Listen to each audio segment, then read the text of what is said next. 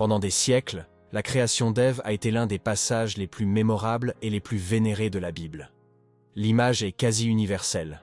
Adam endormi dans le jardin d'Éden, tandis que Dieu, dans un acte de puissance et de tendresse, façonne la première femme à partir de sa côte. Cette histoire est racontée dans les foyers, les écoles et les églises du monde entier. Mais que se passerait-il si ce qu'on nous a toujours enseigné n'était qu'une interprétation façonnée par la tradition, et non pas exactement ce que disait le texte original? Si vous cherchez la vérité, si vous sentez au fond de vous qu'il existe quelque chose qui ne vous a jamais été dit, alors aimez la vidéo, abonnez-vous à la chaîne et activez la cloche. Car aujourd'hui, nous allons ouvrir un chapitre oublié de la création, une vérité qui peut guérir les blessures, restaurer les identités et changer votre perception de vous-même et des autres. Ce que vous allez entendre peut transformer votre compréhension de l'amour de Dieu et de la valeur de votre vie. Si vous avez aimé la vidéo, commentez ci-dessous et laissez votre message pour que tout le monde puisse la voir et toucher davantage de personnes. C'est parti! En réalité, au fil des générations, notre compréhension de ce moment sacré s'est construite sur des traductions qui ne rendent pas toujours pleinement compte du texte hébreu. Des recherches récentes en études bibliques, des analyses de textes originaux et d'anciens commentaires juifs apportent un éclairage nouveau sur ce récit. Un seul mot hébreu a le pouvoir de transformer notre vision de la création d'Ève. Et, plus surprenant encore, pendant des siècles, ce mot a été interprété de manière restrictive, créant un concept qui pourrait ne pas refléter la véritable intention de Dieu. Ce mot est « tsela ». Traduit depuis des générations par « côte », il apparaît dans d'autres contextes des Écritures avec un sens totalement différent. La plupart du temps, le mot « tsela » est utilisé dans l'Ancien Testament, mais il ne désigne pas un os du corps humain. Il désigne plutôt quelque chose de beaucoup plus vaste. Une structure latérale entière, un côté complet. Cette découverte a une portée théologique profonde. Car si Ève n'a pas été créée à partir d'une simple côte, qu'a donc fait Dieu à ce moment-là? Aujourd'hui, nous entreprenons un voyage qui commence en Éden et se poursuit à travers les évangiles. Nous n'allons pas seulement examiner ce qui a été écrit, mais nous allons essayer de comprendre ce que Dieu voulait vraiment nous communiquer. Nous allons revisiter l'hébreu original, explorer le contexte culturel et théologique de l'époque, et découvrir une vérité plus belle et plus puissante que tout ce qu'on nous a jamais enseigné. Restez avec nous jusqu'à la fin, car ce que vous allez entendre n'est pas une nouveauté moderne.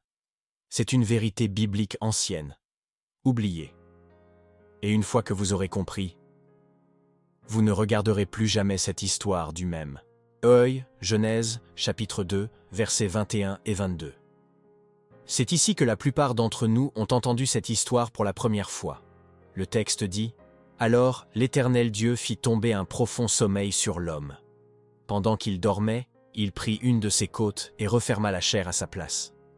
L'Éternel Dieu forma une femme de la côte qu'il avait prise à l'homme, et il l'amena vers l'homme. » Pour beaucoup, ce passage est familier, une histoire qui fonde notre compréhension de la création.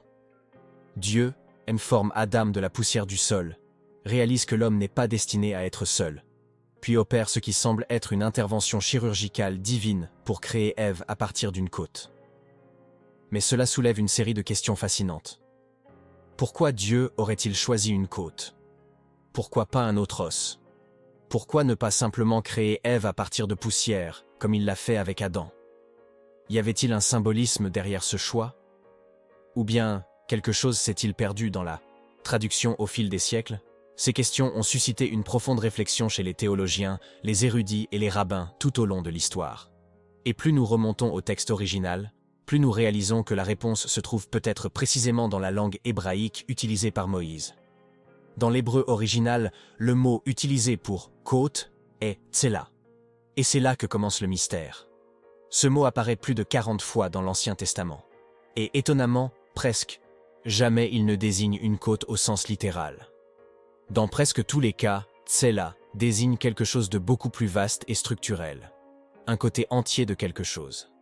Qu'il s'agisse du côté d'un bâtiment, d'une arche ou des murs d'un temple, il ne s'agit pas d'un petit fragment. C'est une partie entière d'une structure sacrée.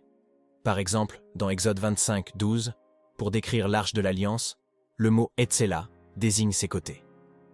Dans 1 Roi 6, 5, ce terme désigne les chambres latérales, entourant le temple de Salomon. Et dans Ézéchiel 41:6, il semble à nouveau désigner les structures latérales d'un bâtiment. Même dans Exode 26:20, pour parler du tabernacle, le même mot est utilisé pour désigner tout le côté du bâtiment. Dans tous ces passages, tsela désigne un côté entier, une partie substantielle, et jamais un simple os.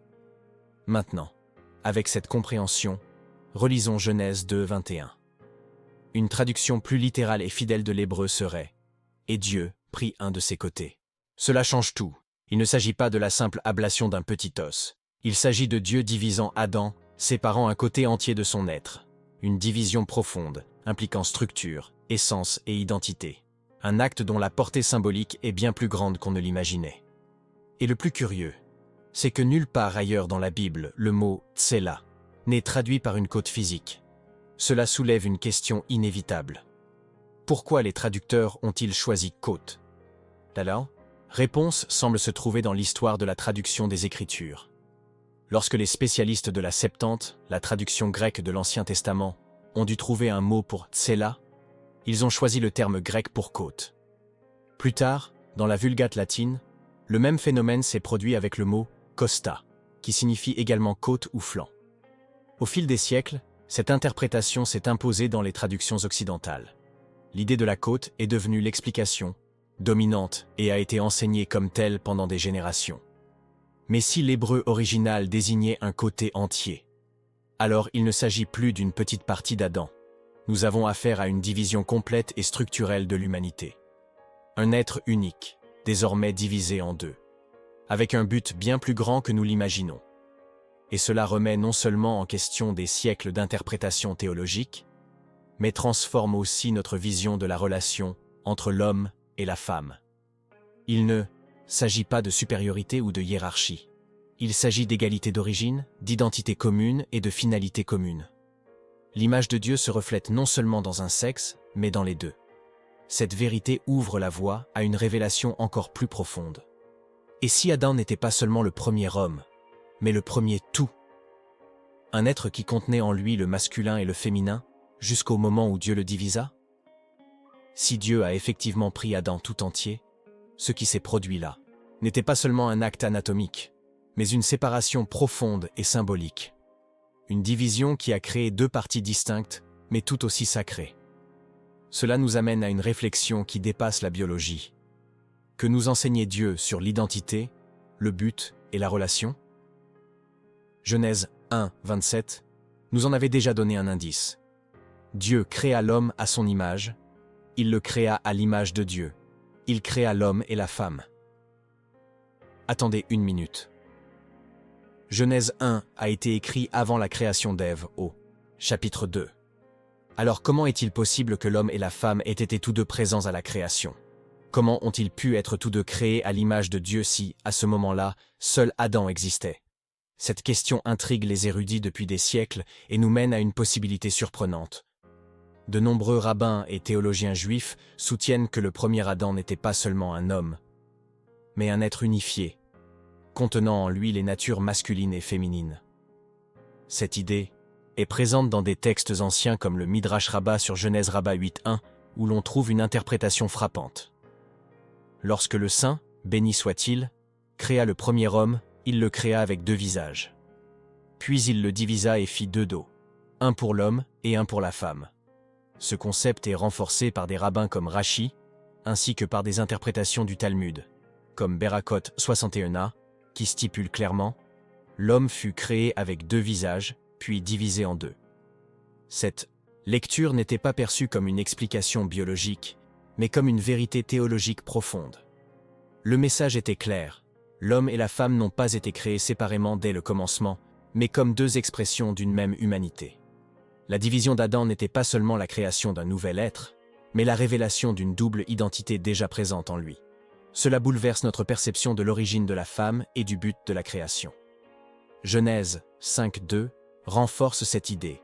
Encore plus directement, il créa l'homme et la femme, et il les bénit, et il leur donna le nom d'Adam, le jour où ils furent créés. Vous voyez? Il est dit, il leur donna le nom d'Adam. Un nom, une création. Deux expressions d'une même essence. Cela suggère que le premier acte de Dieu ne fut pas de créer deux êtres indépendants, mais plutôt un être unifié, porteur des deux natures, qui serait plus tard divisé pour révéler le but de la complémentarité. Et si la création d'Ève n'était pas seulement un moment de formation, mais une révélation? Une séparation intentionnelle pour montrer au monde la valeur de la relation, de la distinction et de l'unité? Cette idée dépasse largement le cadre linguistique. Elle touche au cœur de l'identité humaine. Genèse 2:22 approfondit encore cette compréhension. Lorsque le texte dit que Dieu a créé la femme à partir d'Adam, le mot hébreu utilisé est « bana ». Et que signifie « bana » ? Littéralement, bâtir, édifier, établir. Ce n'est pas un mot anodin. C'est le même qui décrit la construction des villes, des hôtels et même du temple de Salomon. Dans 1 Roi 6:7 par exemple, pour décrire la construction du temple, le texte utilise le verbe « bana » pour indiquer la précision et le soin requis. Cela révèle que la création d'Ève n'était pas un acte improvisé. C'était un processus architectural, planifié, détaillé, une construction divine. Dieu n'a pas simplement retiré une partie d'Adam. Il a conçu, façonné et construit la femme avec une intention et un but précis. Ève n'était pas une relique. Elle n'a pas été créée secondaire ou inférieure. Elle était une œuvre d'art soigneusement conçue. Une partenaire, faite pour être aux côtés d'Adam, et non en dessous de lui. Cette compréhension change tout. Elle transforme notre perception de la dignité et de la valeur des femmes au sein de la création. Et elle nous conduit au détail suivant que révèle la Genèse. Dans le verset suivant, Genèse 2:23, nous voyons la réaction d'Adam lorsqu'il vit Ève pour la première fois. « Voici celle qui est os de mes os et chair de ma chair. Elle sera appelée femme, car elle a été tirée de l'homme. » Remarquez ce qu'Adam ne dit pas. Il ne la qualifie pas de petite partie. Il ne dit pas qu'elle est un fragment de lui. Il la reconnaît comme son égale, comme une partie de son essence même. Les paroles d'Adam sont empreintes de reconnaissance et de célébration. Il voit en elle sa substance même, sa chair même. L'hébreu, utilisé pour « ceci, enfin », est « zot hapa'am », qui peut aussi se traduire par « cette fois » ou « enfin ». On y perçoit un ton de soulagement, de joie et d'identification. C'est comme si Adam disait « maintenant, je vois quelqu'un qui fait vraiment partie de moi ». Ève n'a pas été modelée de poussière comme Adam. Elle est issue de quelque chose de déjà vivant, qui portait déjà le souffle de Dieu. Cela établit un lien intime entre les deux, une origine qui transcende la matière et atteint le lien spirituel. Et ce détail était révolutionnaire pour la culture de l'époque. Dans un monde antique où les femmes étaient souvent considérées comme une propriété, un accessoire ou un être de moindre valeur, le récit biblique présentait déjà un principe radicalement différent. Ève est construite avec intention, présentée avec dignité et accueillie avec joie, comme une égale. Elle n'est pas une création secondaire. Elle est le fruit d'un dessein divin, soigneusement pensé et exécuté. Le verbe « bana », utilisé pour décrire la création de la femme, est le même que celui qui apparaît dans Proverbe 14:1. La femme sage bâtit sa maison. Ce lien linguistique n'est pas fortuit. Il renforce l'idée qu'Ève a été créée avec détermination, force et sagesse. L'acte de Dieu de créer la femme est porteur d'un message puissant sur l'identité et la valeur. Si, pendant des siècles, nous avons lu ce texte à travers le prisme de la hiérarchie et de l'inégalité, il est peut-être temps de le revoir et de voir ce qui a toujours existé. Et si l'Église tout au long de l'histoire avait enseigné cette vérité plus clairement? Et si nous avions compris dès le début que la femme a été créée non pas comme une aide inférieure, mais comme une partenaire destinée à accompagner l'homme? Une telle compréhension aurait pu éviter des siècles d'interprétations déformées, de théologies qui ont diminué la dignité des femmes et de structures sociales qui ont renforcé les inégalités entre les sexes. Car ce que révèle le texte original va bien au-delà d'une simple curiosité linguistique. Il s'agit d'une puissante déclaration théologique sur l'identité, la valeur et le but. La manière dont Dieu a formé la femme, de l'hébreu tsela au verbe bana, témoigne d'une construction intentionnelle et significative. Ève n'était pas un détail ajouté à la fin. Elle était l'expression planifiée du désir de Dieu de créer partenariat, communion et unité. C'est peut-être pour cette raison que l'apôtre Paul, écrivant aux Galates, affirme avec tant de force dans Galates 3:28 « Il n'y a plus ni juif ni grec, il n'y a plus ni esclave ni libre, Il n'y a plus ni homme ni femme, car tous vous êtes un en Jésus-Christ. Cette unité en Christ n'annule pas les différences de genre, mais élève les deux sexes à une égale dignité et valeur devant Dieu. C'est une invitation à vivre la restauration du plan originel, où l'homme et la femme reflètent ensemble l'image du Créateur. Cette harmonie, rompue par la chute, est ce que Dieu a restauré tout au long de l'histoire de la rédemption. Du Jardin aux Évangiles, nous découvrons l'histoire d'un Dieu qui cherche à restaurer ce qui était perdu. Jésus, tout au long de son ministère, a constamment remis en question les normes culturelles, a donné la parole aux femmes, les a appelées à ses côtés et leur a confié des missions qui allaient changer le cours de l'histoire. Et tout commence par une lecture attentive de Genèse 2.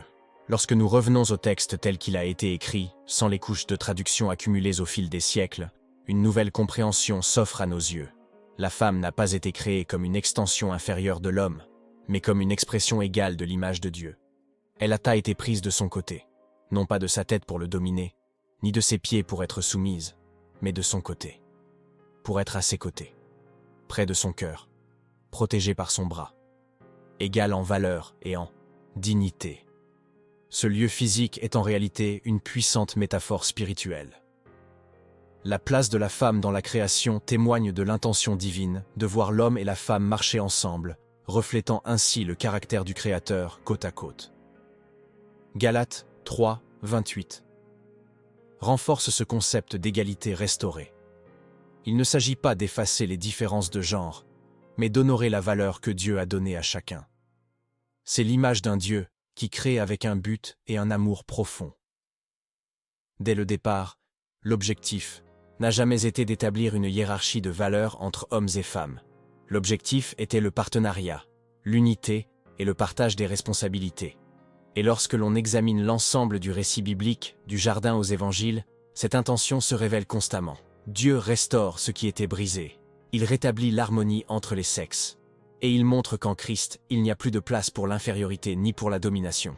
Dans son ministère, Jésus traitait les femmes avec un respect et un honneur qui choquait la société de l'époque. Il s'adressa publiquement à la Samaritaine, défiant les conventions culturelles. Il confia la première proclamation de la résurrection à Marie-Madeleine. Il défendit la femme surprise en adultère. Chacun de ces gestes démontrait clairement que la vision de Dieu sur les femmes a toujours été celle de la valeur, de la dignité et du dessein divin. Si Jésus lui-même, le second Adam, a traité les femmes avec tant de dignité et d'égalité, ne devrions-nous pas également réexaminer notre lecture de la création de la première femme ? Comprendre le texte original de Genèse 2 nous fait comprendre que la question n'a jamais été de savoir qui est venu en premier, mais de ce qui a été perdu dans la séparation, et de ce que Dieu désire restaurer par l'unité. Cette révélation n'est pas seulement une leçon historique. Elle a le pouvoir de transformer notre théologie, nos relations et même notre culture.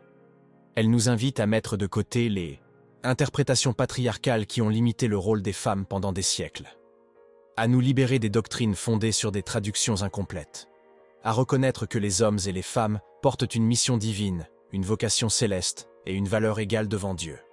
Genèse 1, 27 nous rappelle « Dieu le créa à l'image de Dieu, il les créa hommes et femmes. » Ensemble, ils reflètent la plénitude de l'image du Créateur. En parcourant l'ensemble du récit biblique, nous constatons que le dessein de Dieu n'a jamais été de créer une humanité divisée en valeurs, mais unie par un but. Lorsque le péché est entré dans le monde et a brisé cette unité, Dieu a lancé un plan de restauration qui culmine en Christ. Et maintenant, en Christ, nous sommes appelés à vivre cette réalité restaurée. Hommes et femmes, côte à côte, chargés ensemble de refléter la gloire de Dieu dans tous les aspects de notre vie. Pendant des siècles, nous avons peut-être considéré ce passage avec un regard obscurci par la tradition humaine. Mais aujourd'hui, à la lumière du texte original, nous pouvons voir plus clairement le véritable cœur de Dieu. Il ne se contentait pas d'enlever une partie d'Adam. Il révélait l'autre face de sa propre image. Une image qui ne peut se refléter pleinement que lorsque l'homme et la femme marchent dans l'unité, la dignité et l'amour. Puisse cette vérité restaurer non seulement notre compréhension, mais aussi notre façon de vivre, de diriger et d'interagir les uns avec les autres. Si ce message vous a touché, ne le gardez pas pour vous. Partagez-le avec ceux qui ont besoin d'entendre cette vérité. Abonnez-vous à la chaîne, activez la cloche et laissez un « j'aime ». Cela nous aide à continuer de proposer des études comme celle-ci, qui restaurent les identités et guérissent les histoires. Et si vous souhaitez nous soutenir davantage, nous avons maintenant un espace membre. En devenant membre, vous bénissez ce travail et nous aidez à continuer de diffuser la vérité, oubliée des Écritures. Le bouton « Devenir membre » se trouve juste en dessous de cette vidéo. Rejoignez-nous et participez à cette mission d'apporter la lumière là où règne depuis si longtemps le silence.